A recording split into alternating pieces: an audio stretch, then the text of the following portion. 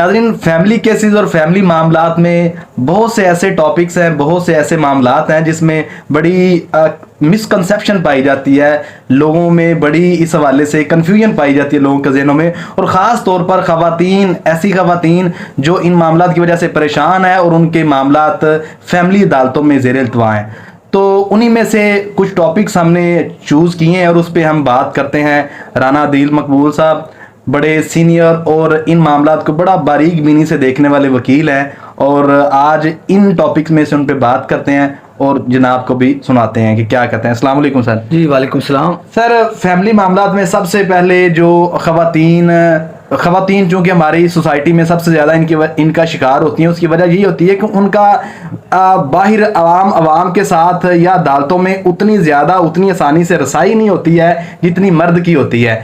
तो माँ बाप में से माँ जो होती है उसका बच्चों के साथ प्यार ज़्यादा होता है, क्योंकि उसने बच्चे को पैदा किया होता है और उसके बाद बच्चे का जो बचपना होता है उसके साथ वो बहुत ज़्यादा अटैच होती है शुरू से। अब जब ना चाहते हुए फैमिली मामलात ख़राब होते हैं, घरों में नाचाकियाँ पैदा होती हैं, हस्बैंड वाइफ के दरमियान तलाक या खुला की सूरत में अलहदगियाँ होती हैं, तो बच्चे सबसे ज़्यादा मुतासर होते हैं। सर, ये बताएं कि जो बच्चे कितनी उम्र तक, अगर हस्बैंड वाइफ के दरमियान डिसोल्यूशन ऑफ मैरिज होगी ऑन द बेसिस ऑफ तलाक या खुला, तो बच्चे कितनी उम्र तक माँ के पास रहेंगे और कितनी उम्र तक बाप के पास रहेंगे? अच्छा, इसमें पहले तो मैं शुक्रिया अदा करता हूँ कि इतने बर्निंग क्वेश्चन है ये हमारे माशरे के लिए, और ये इतने ज़रूरी हैं कि लोगों को बिलखसूस ख़वातीन को पता होना चाहिए इसके मुतल्लक। तो जो क्वेश्चन आपने किया है बच्चों की कस्टडी के बारे में, हम कहते हैं उर्दू में से खजानत बोलेंगे, इंग्लिश में से कस्टडी बोलते हैं। शरीयत और कानून के मुताबिक 8 साल तक बेटा, उसका पहला हक, प्राइमरी हक उसका वालदा का है, उसके बाद उसके वालिद का शुरू हो जाता है। तो जो बेटी है उसके ऊपर, उसकी कस्टडी के ऊपर उसका पहला हक उसकी माँ का है और शादी तक उसका हक रहता है। ये है क्लियर, लेकिन जनरल रूल। लेकिन इसमें देखा जाता है, जो हमारी कोर्ट्स देखती हैं वो ये, जिसमें बोलते हैं वेलफेयर ऑफ माइनर्स।